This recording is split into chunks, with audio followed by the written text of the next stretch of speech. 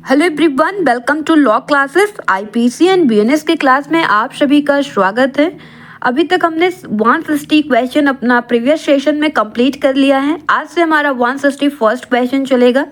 161st question is which one of the following chapters of the Indian panel Code provides for general exceptions. भारतीय दंड संहिता के निम्न अध्यायों में से कौन सा एक अध्याय सामान्य अपवादों को उपबंधित करता है? First option chapter 4, second option chapter 3, third option chapter 2 and fourth option chapter 1। तो हमारा चैप्टर 1 में क्या दिया गया है? इंट्रोडक्शन दिया गया है। वहीं पर हमारा बीएनएस की बात करें तो चैप्टर 1 में क्या दिया गया है? प्रिलिमिनरी दिया गया है। एंड चैप्टर 2 में क्या दिया गया है? जनरल एक्सप्लेनेशन दिया गया है।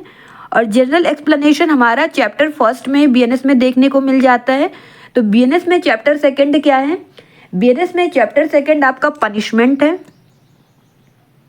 और चैप्टर 3 में हमारा क्या है? चैप्टर 3 में आपको क्या देखने को मिलता है? चैप्टर 3 में आईपीसी में पनिशमेंट देखने को मिलता है।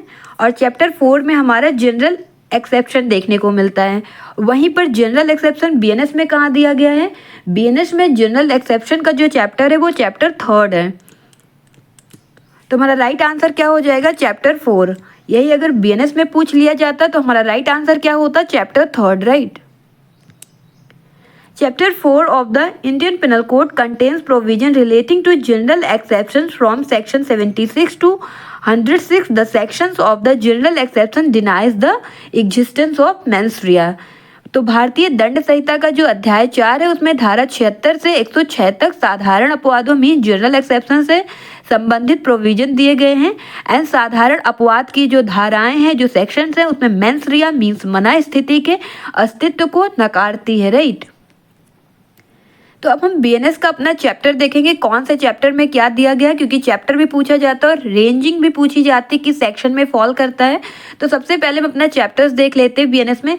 तो चैप्टर 1 में बीएनएस में प्रिलिमिनरी दिया गया है, सेक्शन 1, 2, 3, और ये हमारा कंप्लीट हो चुका है। सेकेंड चैप्टर में हमारा पनिशमेंट है, जिसमें सेक्शन 4 to 13 फॉल करता है। एंड चैप्टर 3 जनरल एक्सेप्शन से डील करता है, जिसका सेक्शन 14 to 44 है। And chapter 4 abetment criminal conspiracy and attempt, section 45 to 62। पहले अटेम्प्ट आपको लास्ट सेक्शन में देखने को मिलता था, कहाँ के?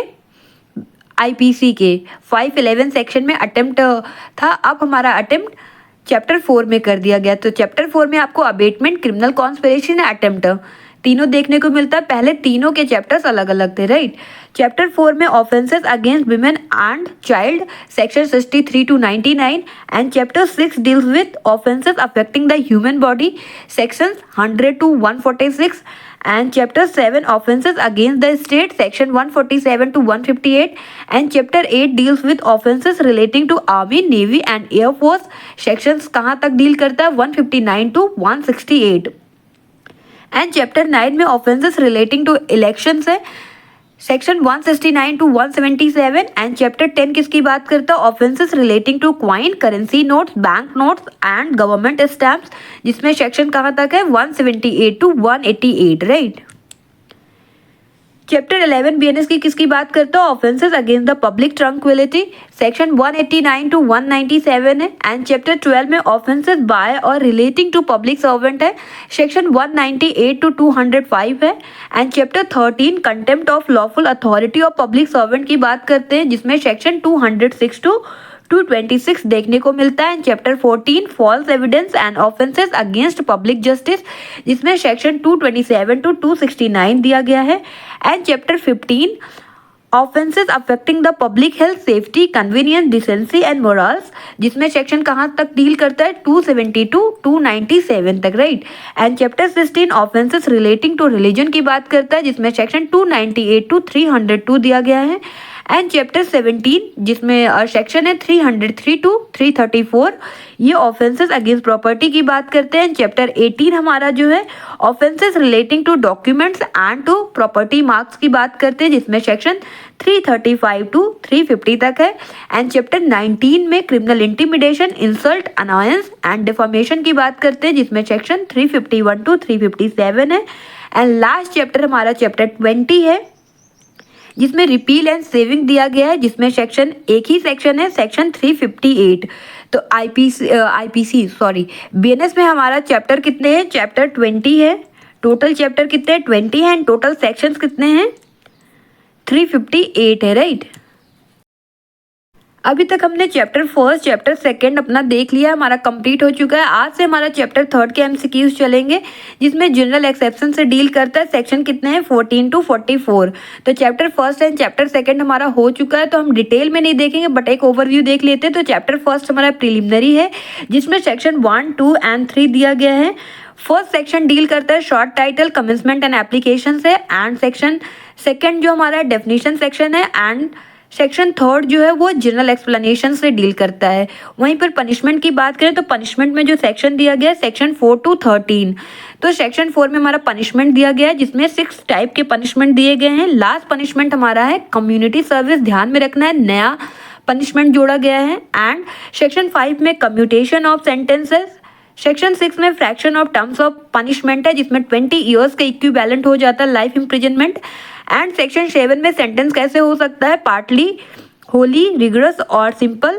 एंड सेक्शन 8 में हमारा क्या है, amount of fine, liability in default of payment of fine. Amount of fine कैसे हो सकता है, unlimited but not excessive, right. And section 9 में limit of punishment of offences made up of several offences दिया गया। वहीं पर सेक्शन 10 में punishment of person guilty of one of several offences, judgment stating that it is doubtful of which. अगर doubtful है कि कौन सा ऑफेंस किया है तो हमारा जो लोएस्ट पनिशमेंट होगा वो दिया जाएगा।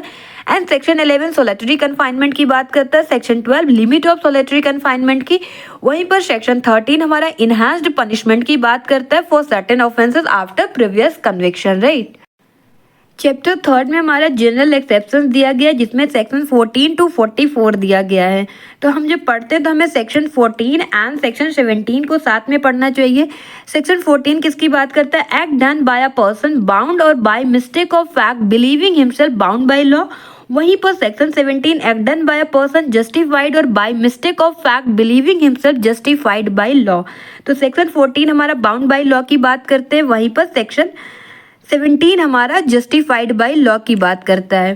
तो अगर बिलीव है कि मिस्टेक ऑफ फैक्ट हो रहा है, मिस्टेक ऑफ फैक्ट में किया जा रहा है या फिर मिस्टेक ऑफ लॉ में, तो हमारा सेक्शन 14 एंड सेक्शन 17। और यही हमारा, अगर हम आईपीसी की बात करें तो हमारा कौन सा सेक्शन हो जाता है, सेक्शन 76 और सेक्शन 79, 14 एंड 17। तो यहाँ पर हमें डिफेंस मिल जाएगा और यहाँ पर आपको डिफेंस नहीं मिलेगा। मिस्टेक ऑफ लॉ का डिफेंस नहीं दिया जाता है और मिस्टेक ऑफ फैक्ट हुआ है तो डिफेंस ग्रांट कर दिया जाता है। तो ये एक मैक्सिम पे बेस्ड है। कौन से मैक्सिम पे बेस्ड है, इग्नोरेंसिया फैक्टे एक्सक्यूसेट। इग्नोरेंसिया फैक्टे एक्सक्यूसेट पे बेस्ड है। इसका मतलब होता है ignorance of fact is a good excuse. और ये यूनिवर्सल प्रिंसिपल ऑफ लॉ है, mistake of fact can be forgiven but not the mistake of law, right. और सेक्शन 15 हमारा क्या बताता है, सेक्शन 15 में हमारा क्या दिया गया, सेक्शन 15 में है एक्ट ऑफ जज व्हेन एक्टिंग जुडिशियली। जज का वो एक्ट जब वो एक्टिंग जुडिशियली करे तो हमारा सेक्शन 15 में आएगा। एंड सेक्शन 16 में हम एक्ट डन किया जा रहा है किसके पर्सुएंट में, जजमेंट और ऑर्डर ऑफ कोर्ट के। एंड सेक्शन 17 बता दिया गया है। एंड सेक्शन 18 में एक्सीडेंट दिया गया है। और एक्सीडेंट कैसा हो, डूइंग अ लॉफुल एक्ट, एक लॉफुल एक्ट करते टाइम पे जो एक्सीडेंट होता है उसकी बात करता है सेक्शन 18। एंड सेक्शन 19 में act likely to cause harm but done without criminal intent and to prevent other harm. एक बिगर हार्म को रोकने के लिए एक छोटा सा हार्म करना पड़ रहा है, तो यहाँ पर सेक्शन 19 बात करता है। सेक्शन 20 बात करेगा act of child under 7 year of age. And section 21 में act of child above 7 and under 12 year of age of immature understanding. And section 22 act of person of unsound mind.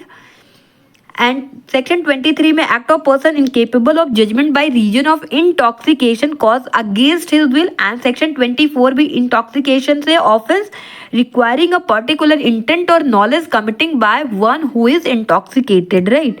And section 25 act not intended and not known to be likely to cause death और grievous hurt done by consent.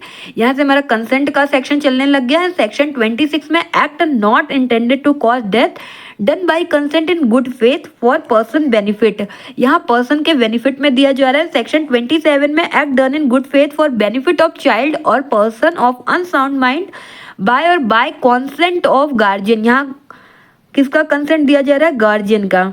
And section 28 में consent known to be given under fear और misconception, यहाँ पर consent जो दिया जा रहा है कैसे किसके अंडर में रह के दिया जा रहा है, फियर या फिर मिसकंसेप्शन के। And section 29 exclusion of acts which are offences independently of harm caused. And section 30 act done in good faith for benefit of person without consent. Section 31 communication made in good faith की बात करता है, यहाँ जो communication किया जा रहा है गुड फेथ में किया जा रहा है। Section 32 act to which a person is compelled by threat, यहाँ पर्सन के द्वारा जो एक्ट किया जा रहा है किसके कंपल्शन में किया जा रहा है, थ्रेट के द्वारा उसको कंपेल किया जा रहा है करने के लिए। एंड सेक्शन 33 में एक्ट कॉजिंग स्लाइट हार्म के लिए सेक्शन 33 है।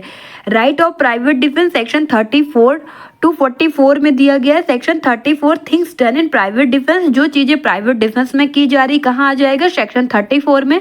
एंड सेक्शन 35 में right of private defence of body and property. And section 36 में right of private defence against act of a person of unsound mind, यहाँ पर right of private defence किसके against में दिया जा रहा है, पर्सन ऑफ अनसाउंड माइंड के। एंड सेक्शन 37 में act against which there is no right of private defence, यहाँ बताया जा रहा है कि आपका कौन सा एक्ट होगा जहाँ पर राइट ऑफ प्राइवेट डिफेंस नहीं मिलेगा। अगर आपके पास एक्सेस है पब्लिक सर्वेंट का, आप हेल्प ले सकते हैं, तो वहाँ पर आपको राइट नहीं मिलेगा प्राइवेट डिफेंस का, राइट। सेक्शन 38 में when right of private defence of body extend to causing death, यहाँ पर आपको right of private defence body के लिए मिला है और कहाँ तक आप डेथ कॉज कर सकते हैं, ये बताया गया सेक्शन 38 में। एंड सेक्शन 39 बताएगा कि when such right extend to causing any harm, आप कोई भी हार्म कॉज कर सकते हैं अदर देन डेथ। और डेथ के लिए सेक्शन क्या है, सेक्शन 38, और 39 में आप डेथ कॉज नहीं कर सकते। एंड सेक्शन 40 बात करता है commitment and continuance of right of private defence of body, जो right of private defence of body के लिए मिला उसका कमिटमेंट एंड कंटिन्यूएंस कहाँ तक रहेगा। एंड सेक्शन 41 बताता है when right of private defence of property, अभी तक आपको जो राइट ऑफ प्राइवेट डिफेंस मिला था 38, 39, 40 में बॉडी के अगेंस्ट मिला था, अब किसके अगेंस्ट में मिल रहा है, प्रॉपर्टी के अगेंस्ट में। एक्सटेंड टू कॉजिंग डेथ, 41 में हम डेथ कॉज कर सकते हैं प्रॉपर्टी के लिए। 42 में when such right extend to causing any harm other than death, यहाँ पर आप कोई भी हार्म कॉज करें बट आपको क्या नहीं कॉज करना है, डेथ, तो सेक्शन 42 में मिल जाएगा डिफेंस। एंड सेक्शन 43 में commencement and continuance of right of private defence of property, तो जो right of private defence property के लिए मिला उसका कमेंसमेंट एंड कंटिन्यूएंस कहाँ तक रहेगा, right.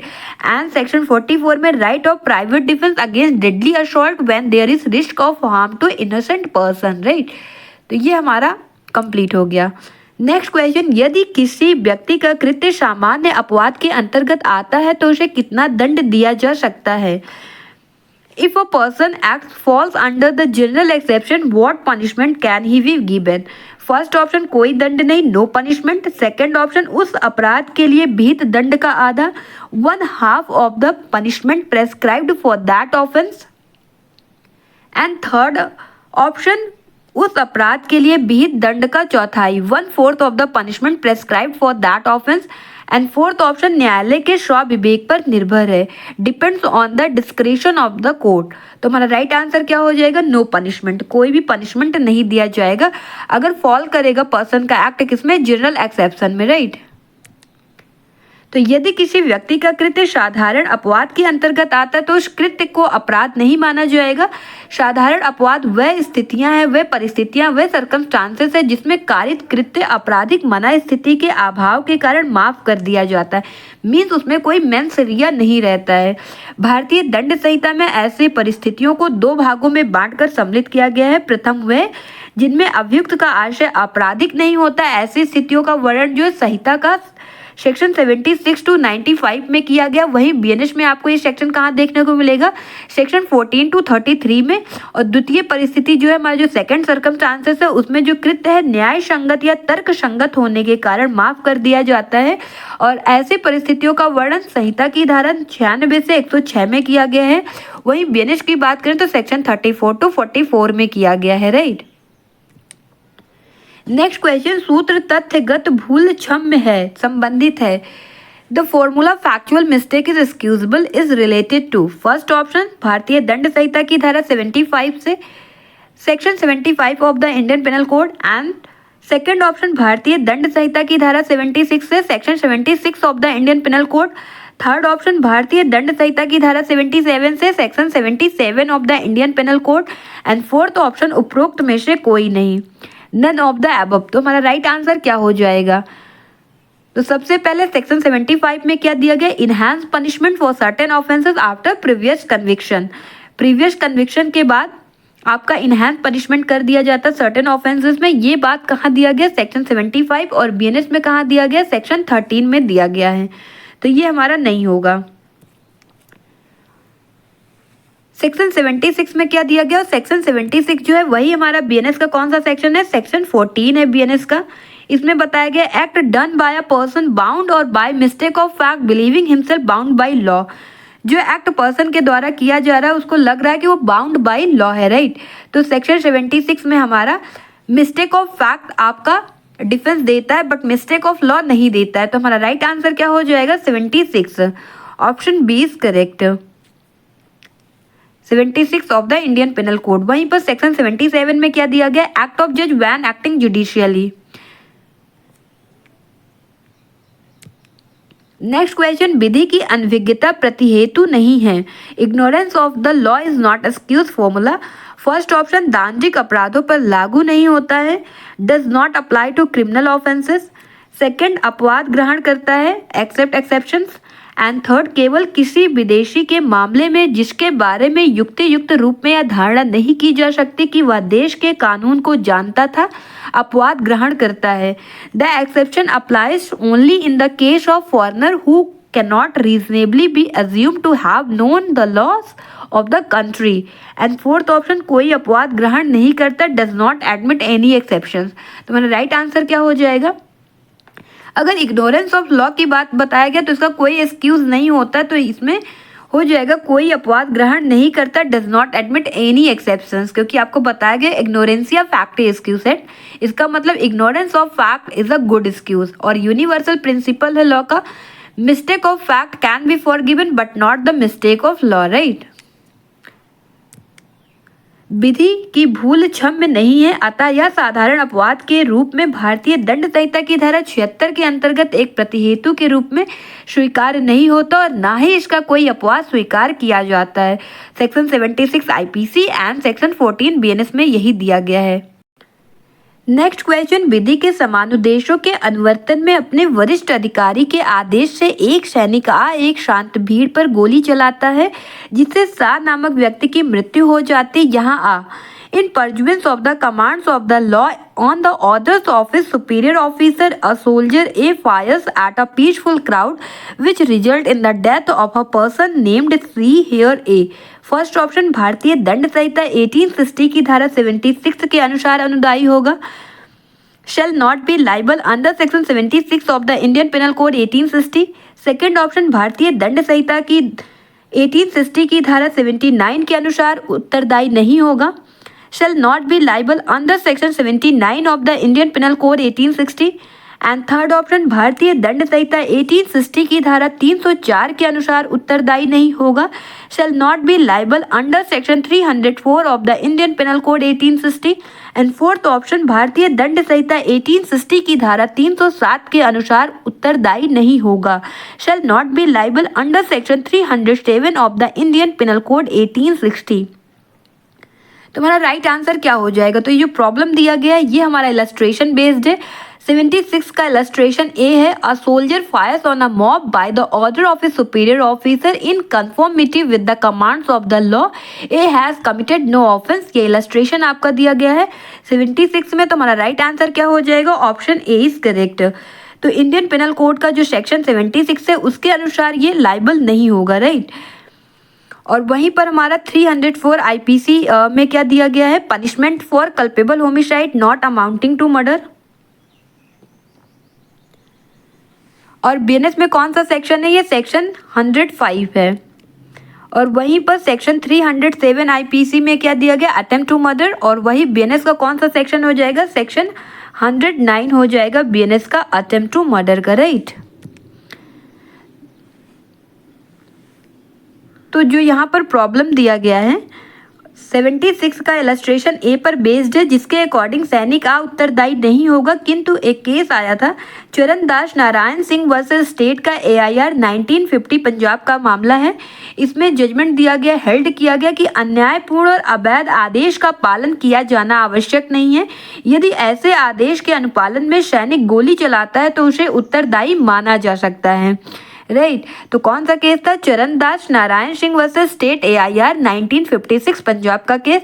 It was decided that it is not necessary to obey the unjust and illegal order if the soldiers fires in compliance with such an order then he can be held liable, right. तो 76 IPC का और section 14 BNS का याद रखना, act done by a person bound by law, right. Next question, विधि के समादेशों के अनुवर्तन में अपने वरिष्ठ ऑफिसर के आदेश से एक सैनिक का भीड़ पर गोली चलाता है का कार्य भारतीय दंड संहिता 1860 के किस साधारण अपवाद के अंतर्गत आता है?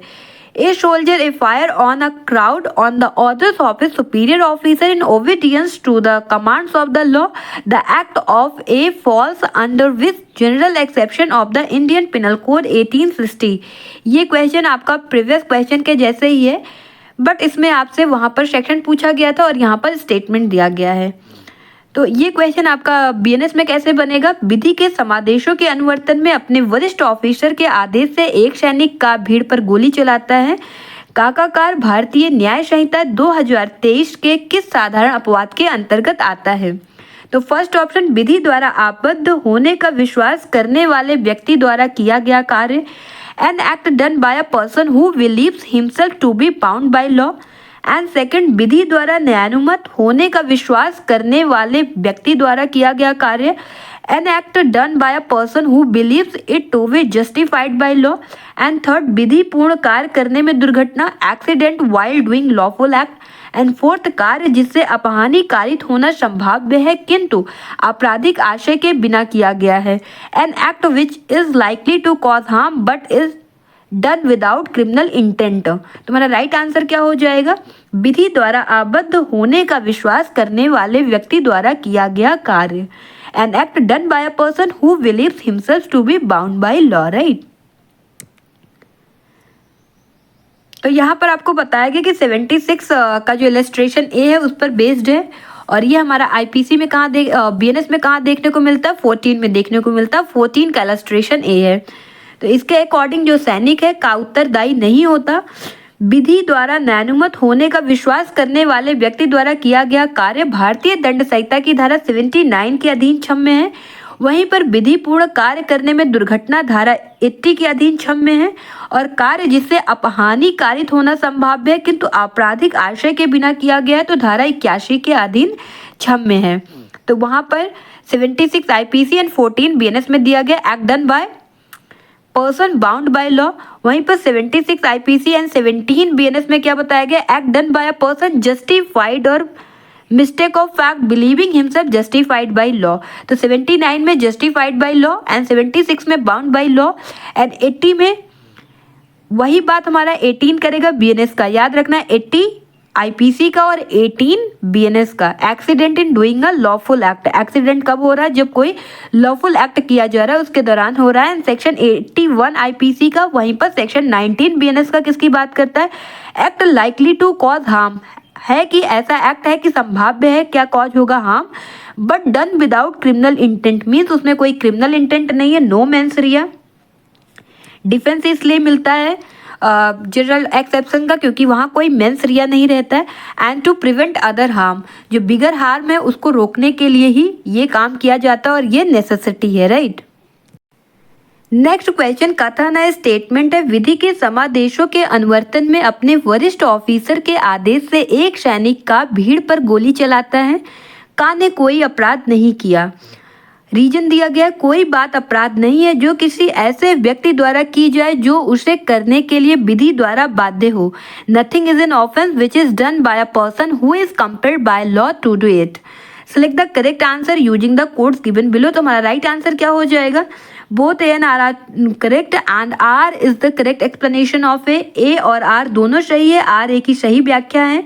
एंड सेकेंड ऑप्शन ए और आर दोनों सही है और आर ए की सही व्याख्या नहीं है। Both A and R are correct and R is not the correct explanation of A. And third A सही है परंतु आर गलत है, A is true but R is false. And fourth option A गलत है परंतु आर सही है। तो विधि के समादेशों में अनुवर्तन में अपने वरिष्ठ ऑफिसर के आदेश से एक सैनिक का भीड़ पर गोली चलाता है, का ने कोई अपराध नहीं किया। हमारा स्टेटमेंट करेक्ट है। कारण दिया गया कोई बात अपराध नहीं जो किसी ऐसे व्यक्ति द्वारा की जाए जो उसे करने के लिए विधि द्वारा बाध्य हो। तो ये हमारा रीजन भी सही है। तो हमारा राइट आंसर क्या हो जाएगा? Both A and R true and R is the correct explanation of A, right. और ये किस पर बेस्ड है? 76 का जो इलस्ट्रेशन ए है उस पर बेस्ड है हमारा ये प्रॉब्लम जो दिया गया था, जिसके अकॉर्डिंग जो सैनिक है का कोई अपराध नहीं किया। धारा 76 के अकॉर्डिंग कारण आर सही है, अर्थात कोई बात अपराध नहीं है जो किसी ऐसे व्यक्ति द्वारा की जाए जो उसे करने के लिए विधि द्वारा बाध्य हो। यही बात आपका 76 आईपीसी और सेक्शन 14 बीएनएस कहता है, act done by a person bound और by mistake of fact believing himself bound by law. उसको ऐसे लग रहा है कि वो बाउंड बाय लॉ है, तो ये ऑफेंस नहीं होगा। Nothing is an offence which is done by a person who is or who by reason of mistake of fact. तो मिस्टेक ऑफ फैक्ट को ही यहाँ पर डिफेंस दिया गया, मिस्टेक ऑफ लॉ को नहीं दिया गया, ध्यान में रखना है। And not by reason of mistake of law in good faith believe himself to be bound by law to do it. तो गुड फेथ का मतलब क्या? आपको काम जो करना है with due care and attention के साथ किया गया हो। और इसी में इलस्ट्रेशन ए दिया गया है, section 76 IPC and section 14 BNS का जो इलस्ट्रेशन फर्स्ट है, illustration A is a soldier fires on a mob by the order of a superior officer in conformity with the commands of law, A has committed no offense, right? Next question, ignorantia juris non excusat के सिद्धांत से तात्पर्य है विधि की जानकारी न होना कोई माफी क्षम्य नहीं है। Ignorance of the law is no excuse. And second, तथ्य की जानकारी न होना कोई माफी क्षम्य नहीं है। Ignorance of the fact is no excuse. And third option, विधि की जानकारी न होना माफी योग्य है, क्षम्य योग्य है। Lack of knowledge of law is excusable. And fourth option, तथ्य की जानकारी होना माफी क्षम्य योग्य है, knowledge of the fact is excusable. तो हमारा राइट आंसर क्या हो जाएगा? इग्नोरेंस या फैक्ट एक्सक्यूसेट। इसका मतलब क्या है? Ignorance of law is no excuse, क्योंकि इग्नोरेंस ऑफ फैक्ट तो आपका एक्सक्यूज है, राइट। तो इग्नोरेंस या फैक्ट एक्सक्यूसेट का मतलब क्या होता है? Ignorance of fact is a good excuse. और आपको पता है mistake of fact can be forgiven and this is a good ways to protect. विधि की जो भूल है वो संबंध में एक सर्वमान्य जो सिद्धांत है कि तथ्य की जो भूल है वो क्षम्य है, किंतु विधि की भूल क्षम्य नहीं हो सकती, राइट। तो इसके लिए जो मैक्सिम दिया गया वो क्या है? इग्नोरेंस या फैक्ट एक्सक्यूसेट, जिसका मतलब है ignorance of fact is a good excuse. तथ्य की भूल क्षम्य होती है और यह बचाव का अच्छा आधार हो सकती है, राइट। तो इंडियन पिनल कोड का सेक्शन 76 किस लैटिन पर बेस्ड है? इग्नोरेंसिया फैक्ट एक्सक्यूसेट, इग्नोरेंसिया ज्यूरिस नॉन एक्सक्यूसेट। तो तथ्य की भूल क्षम्य, विधि की भूल क्षम्य नहीं है। Mistake of fact is excusable and mistake of law is not. और कहाँ पर दिया गया? Section 76 IPC and section 14 BNS में दिया गया है। नेक्स्ट क्वेश्चन, निम्न लेखकों में से किसने अवधारित किया कि मनुष्य की कानून की अज्ञानता इसलिए क्षम्य नहीं की जा सकती क्योंकि वह उसे जानने के लिए आबद्ध है? Who among the following writers determined that man's ignorance of the law cannot be excused just because he is bound to know it? कौन कहा था? Austin, Bailey, Kelsen, none of the above. तो हमारा राइट आंसर क्या हो जाएगा? बैली ने कहा था। तो ये जो हमारा स्टेटमेंट है, बैली ने कहा था कि आपराधिक विधि की धारणा पर आधारित है और बैली का मानना है कि एक व्यक्ति जो खुले समुद्र में था और इसलिए उसे हाल में पास किए गए कानून का संज्ञान नहीं हो सकता, उसे उसका उल्लंघन करने की अनुज्ञा प्रदान नहीं करता है, राइट। तो बैली का क्या बिलीव है? That a man who was on the high sea and therefore could not have knowledge of a recently passed law does not have the license to violate it। और यहाँ पर कुछ इंपॉर्टेंट केस लॉज दिए गए जो आपके paper में कई बार पूछा गया है। Director of public prosecution versus beard का केस किससे रिलेटेड है? हमारा मतता से रिलेटेड है, इंटॉक्सिकेशन से रिलेटेड है। और वहीं पर वासुदेव बनाम पेप्सू का केस भी हमारा इंटॉक्सिकेशन से रिलेटेड है। आर वर्सेस टॉल्सन का केस किससे रिलेटेड है? मिस्टेक ऑफ फैक्ट से। और रिग वर्सेस गोविंदा का केस हत्या एवं आपराधिक मानव वध में अंतर से रिलेटेड है, राइट, जो कि मर्डर और कल्पेबल होमिसाइड में डिफरेंस बताता है, रिग वर्सेस गोविंदा का केस। नेक्स्ट क्वेश्चन, का ने सद्भाव पूर्वक खा को एक प्रेत समझा तथा ऐसे चोटें पहुंचाई कि उसकी मृत्यु हो गई।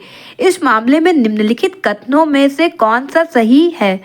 ए, in good faith mistook B for a ghost and inflicted such injuries on him that he died. Which of the following statement is correct in this case? First option का दोषी है एवं सदोष मानव वध के लिए दायित्वाधीन है। A is guilty and liable for culpable homicide. Second option का ने कोई अपराध नहीं किया क्योंकि वह तथ्य की भूल पर बचाव का दावा करने का अधिकारी है। A has not committed any offence because he is entitled to claim a defence on the merit of the fact.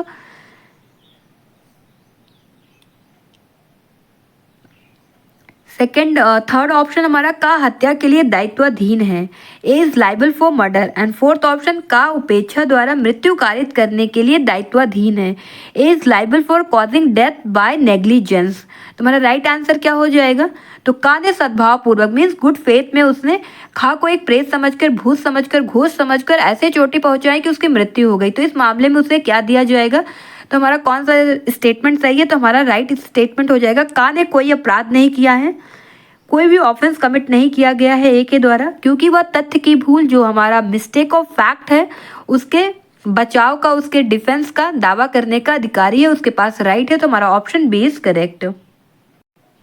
तो इस प्रॉब्लम में क्या था? ए ने गुड फेथ में बी को घोष समझ लिया और ऐसे इंजरीज पहुंचाई कि उसकी मृत्यु हो गई। तो here a will get the defence of mistake of fact. तो यहाँ पर डिफेंस मिल जाएगा ए को किसके अंदर? 76 ऑफ इंडियन पिनल कोड के। वहीं पर बीएनएस की बात करें तो सेक्शन 14 बीएनएस में मिलेगा। Hence A has not committed any offence. और ये जो प्रॉब्लम है किस पर बेस्ड है? एक केस लॉ पे बेस्ड है। उस केस लॉ का नाम क्या है? State of Odisha versus Ram Bahadur Thapa का केस है। इसमें क्या होता है? Ram Bahadur Thapa, state of Odisha versus Ram Bahadur Thapa के केस में एक व्यक्ति रहता है, वो अटैक करता है एक व्यक्ति को ये समझकर कि वो घोस्ट है, और यहाँ पर उसके द्वारा डिफेंस लिया गया मिस्टेक ऑफ फैक्ट का। तो कोर्ट ने हेल्ड किया कि अगर एक प्रूडेंट पर्सन भी होता तो इस कंडीशन में वो यही करता। तो यहाँ पर उसको डिफेंस दे दिया गया था इस केस में, राइट। और एक दूसरा केस है स्टेट ऑफ महाराष्ट्र का केस है वर्सेस मेयर हैंस जॉर्ज का केस। और ये केस कब का? ये केस AIR 1965 का केस है। इसमें कहा गया कि mistake of law is no defence since every man is presume to know the law and hence responsible in case of its breach.